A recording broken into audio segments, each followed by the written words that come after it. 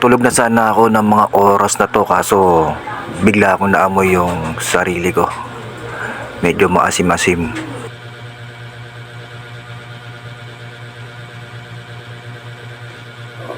Naglilikot-likot, baka sakaling ako'y antukin.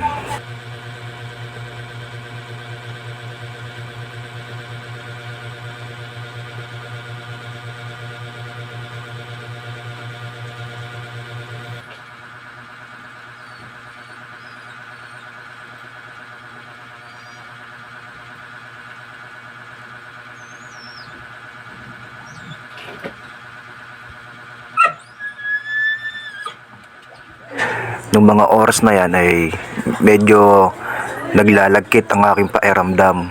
Medyo nangangati ako ng konti. Kaya naman may naisip akong gawin. Kaya naman hinanap ko ng aking brief at short na bagong laba para maging pamalit.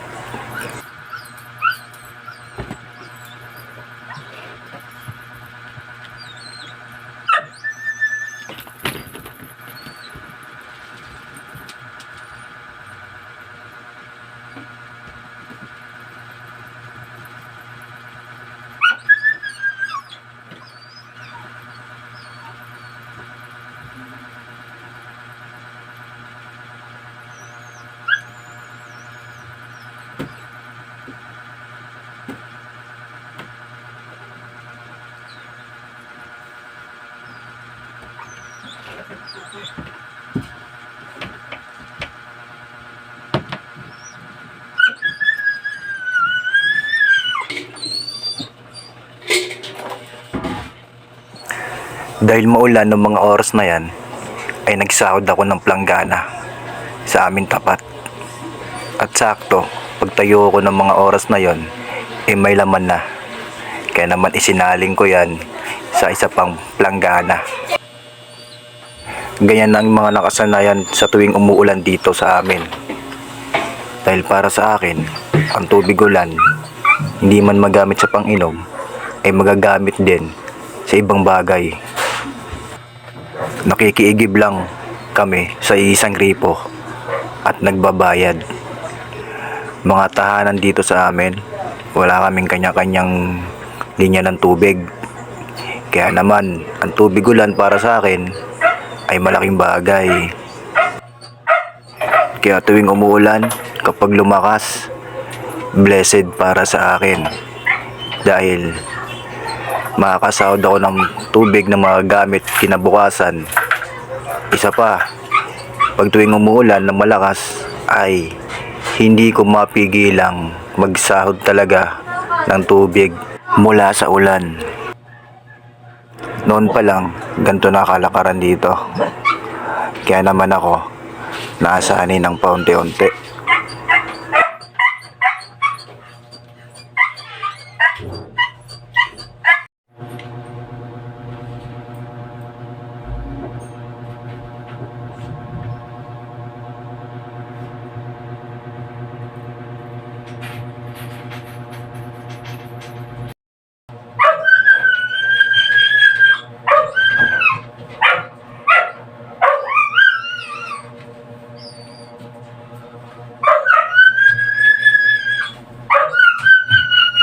Kahit malamig, minsan naiisipan ko talagang maligo pa rin.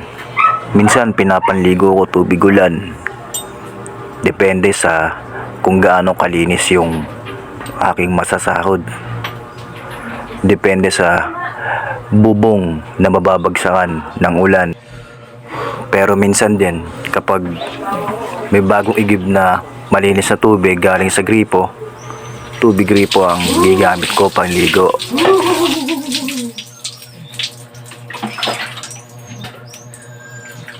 Nang nagbuhos ako ng tubig na yan, medyo maginaw talaga, aaminin ko. Pero no choice, para makaligo lang, kayang tiisin ng ginaw. Basta hugasan lang ang aking katawan. Wala kasing ibang maghuhugas ng aking katawan Pero kung merong gusto mag-volunteer para hugasan yung aking katawan, bakit naman hindi, di ba?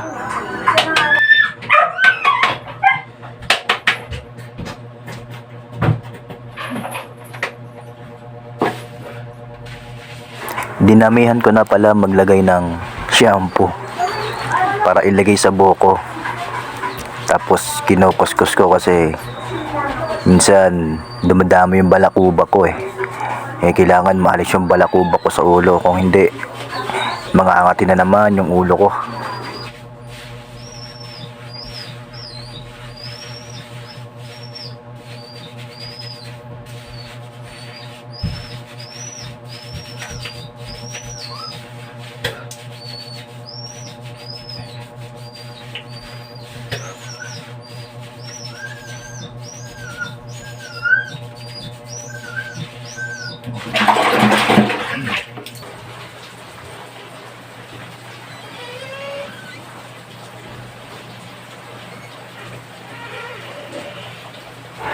Paglipas ng ilang minuto, sa wakas tapos na rin maligo. Alam mo bang nilalamig ako paglabas ko sa CR? Hindi lang masyadong halata kasi tinitiis ko lang. Malakas na ulan at malakas na hangin. Ganyan ang status ng rainfall nung madaling araw na yan. Buti nga ganyan lang, hindi naging bagyo. Hindi tulad sa ibang lugar, kapag lumakas ang ulan, yung iba nagkakaroon ng landslide, pagbaha o malawakang pagbaha na inaabot hanggang bubong ang lalim ng tubig. At panigurado, kapag gano'n na nangyari, siguradong malaki ang mapipinsala sa bawat pamilya at kabahayan. Andyan yung i-shutdown yung kuryente ng mga naabot ng mga baha. Siyempre panigurado yan, kapag baha, malalim ang tubig, hindi makakapagtrabaho yung mga nagtatrabaho sa bawat bayan. Pahirapan ang supply ng pagkain, lalo na kung bigla ang nangyari tapos walang imbak na goods para magamit sa sakuna. Lalo na kapag nagtuloy-tuloy ang sobrang lakas na ulan, tapos yung baha, syempre hindi yun huhupa. Kung naabot ang inyong bubong, paniguradong doon kayo matutulog sa ibabaw ng bubong habang basang-basa sa malakas na ulan. Kasunod nun ay maaari pang magkasakit ang ilang miyembro ng inyong pamilya. Tapos yung mga bakterya na dala ng baha ay maaaring masalin pa sa katawan ng isang tao.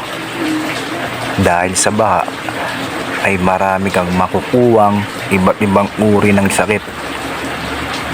Dahil yung tubig sa baha ay galing yan sa mga kanal, sa mga Poso Negro. Dahil nga sobrang taas ng baha, nagalo-halo na doon sa tubig, din sa mga basura na nakatambak at naka-stack sa mga kanal-kanal. Tapos makikita mo sa baha yung palutang-lutang na patay na daga, may mga ipis, may patay na biik na inaanod sa baha habang umaagos ng malakas at rumaragasa. Tapos merong mai-stranded sa isang lugar na kailangan i-rescue, no? Tapos merong bahay na masisira dahil sa baha. May bahay na aanurin ng baha ng sobrang lakas na agos. Paano na yan kung kailangan mong pumunta sa isang lugar na may kukunin ka, halimbawa, tapos kailangan mong kuhain yung isang bagay, tapos dadaanan mo kailangan baha, 'di ba? Tapos may sugat ka pa sa paa, o biglang masusugatan ka yung paa mo doon sa ilalim ng tubig o sa may baha. Edi yung sugat mo kapapasukan ng bakterya na galing sa baha. Edi mahahawaan ka pa ng kung anong-anong bakterya doon sa tubig. Ngayon kapag nahawaan ka ng mga bakterya na galing dun sa baha, dala nga nang nasugatan ka o susugat mo, tapos sumugod ka dun sa baha, edi magkakasakit ka na. Kung ano man yung dala ng bakterya na yon, dun ka nalaglatin, hisipunin, etc. etc. o ubuhin, di ba? Manghihina ka, tapos habang nanghihina ka, magugutom ka.